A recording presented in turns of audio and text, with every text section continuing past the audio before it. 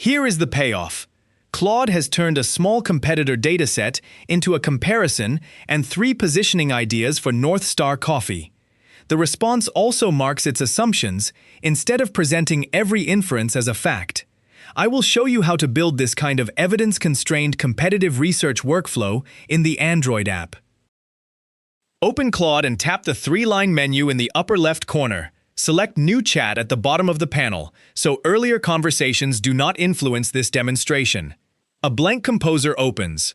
For repeatable research, prepare a small set of competitor facts before asking Claude to compare anything. This prompt names 3 fictional coffee subscriptions, supplies each price and delivery frequency, requests a concise comparison table, and asks for 3 positioning opportunities. It also says, to use only the supplied facts and clearly label assumptions. Send the prompt. Claude begins the answer with a comparison table rather than inventing outside market data. Inspect the visible rows before accepting the analysis.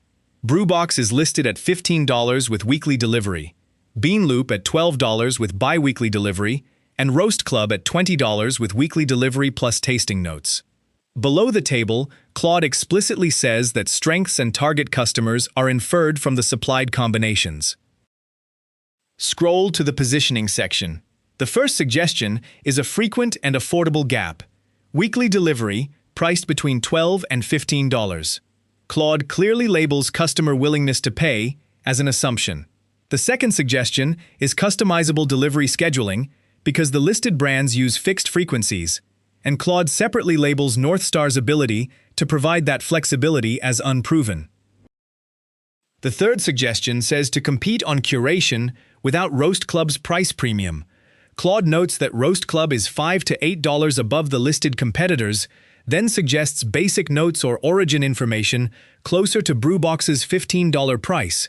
It labels lower delivery cost and complexity as another assumption. Treat all 3 ideas as questions to validate, not confirmed market truth.